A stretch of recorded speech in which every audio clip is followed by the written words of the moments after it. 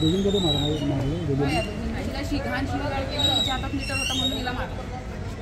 दोन्ही नवरा बायकोने मारलं ना? नाही, ते आले त्यांनी घाणघाण शिव्या दिल्या फक्त आणि ज्या मिसेस होत्या आणि मुली त्यांनी तिला हे केलं. हे तो पाहिजे अभिजित फटकन ज्यांना मारले शिवी कोणची गाडी एक मिनिट बोल काय. माझं नाव पल्लवी टोळे आहे, विद्युत सहाय्यक आहे काटेमानूल शाखामध्ये. मी वसुली करत असताना ना तिथे मी कंझ्युमरला गेलेली तिथे सांगायला की बाबा लाईट बिल भर नाहीतर मीटर कट होईल. पण त्यांनी तिथं शिवीगाळ चालू केली मला की बाबा तुझ्याकडं नोटीस आहे का असं तसं. मी त्याला सांगितलेलं 15 दिवसाची नोटीस आहे तुमच्याकडं, तुमच्या मोबाईलवरती आलेली, पण तो ऐकूनच घ्यायला तयार नाही. मग मी बोललेली हिला की मीटर काढून घे, तो ऐकत नाही आहे आणि आपल्याला वरून ऑर्डर आहे तशी मीटर काढायची. तरीने मीटर काढलेला. मग आम्ही समोर निघून गेलो, त्याची बायको तिथं आली मागे आमच्या आणि तिचं ना तिला एक कानाखाली पण मारलेली आणि कान खेचला तिचा. ते कान खेचला आणि परत समोर असं ओढत आणलेला आणि मीटर पण घेतलं तिच्या हातून. मग ते आणखी शिवीगाळ वगैरे करायला लागले. मी व्हिडिओ काढलेला, तिची मुलगी आलेली तिथं आणि माझा मोबाईल घेऊन घरात घेऊन गेली. तिची बायको म्हणाली फोड म्हणे तिचा मोबाईल आणि व्हिडिओ जो होता तो डिलीट करून टाकला तिने. आणि त्याच्यानंतर लगेचच मग मोबाईल वगैरे मला रिटर्न दिलेला. मग तेवढ्यात तिचा नवरा आला आणि नवरा म्हणजे मला पण घाण शिव्या, म्हणजे एवढं घाण शिव्या घातल्यात ना मी सांगू पण नाही शकत. आणि मला लायकी वगैरे काढलेली, तुझा पगार बिगार काढलेला माझा, तुझा पगार आहे का म्हणे तेवढं, मला जेवढं लाईट बिल येतो तेवढं. आणि मग मी 6,000 लाईट बिल होतं, जास्त नव्हतं. मला 10,000 बिल येतो म्हणे. हां आता दिली ना. पोलीस ठाण्यात तक्रार नोंदवली आहे? हो नोंदवली.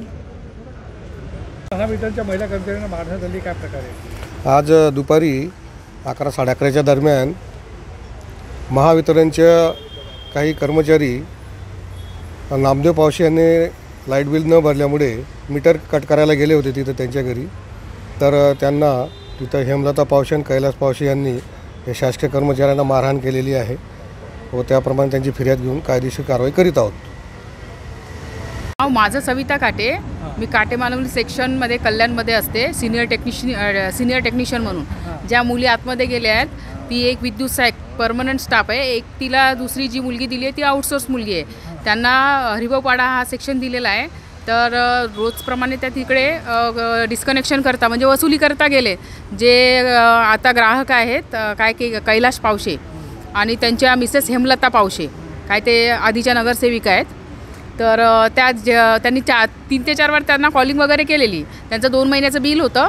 आधी त्यांना नोटीस म्हणजे ऑनलाईन नोटीस जातेच, नोटीस पण गेलेली त्यांना. जेव्हा ती वसुली करता गेली तेव्हा त्यांचे मिस्टर जे फोनवर बोलले पण उद्धटसारखे बोलले, त्याच्यामुळे त्यांनी मीटर कटिंगला घेतला. जेव्हा मीटर कट केला आणि ती थोडं समोरच्या बिल्डिंगमध्ये गेली.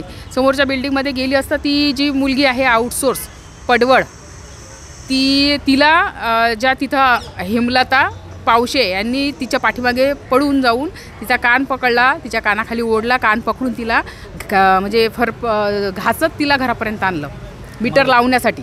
आणि तिथं म्हणजे जागेवर तिला 2 तर मारल्याच कानाखाली, तिला मारहाण केली आणि त्याच्यानंतर तिला घासत घरापर्यंत आणलं.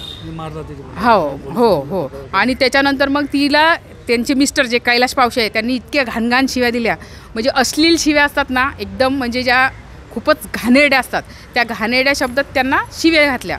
आणि ती बाई पण आणि त्यांच्या मुली पण, तिने जेव्हा रेकॉर्डिंग करायला घेतली दुसऱ्या मुलीने फोन, तेव्हा त्यांच्या मुलींनी फोन त्यांच्या हातातला हिसकावून घेतल्या, घरात गेला आणि ते व्हिडिओ डिलीट मारला.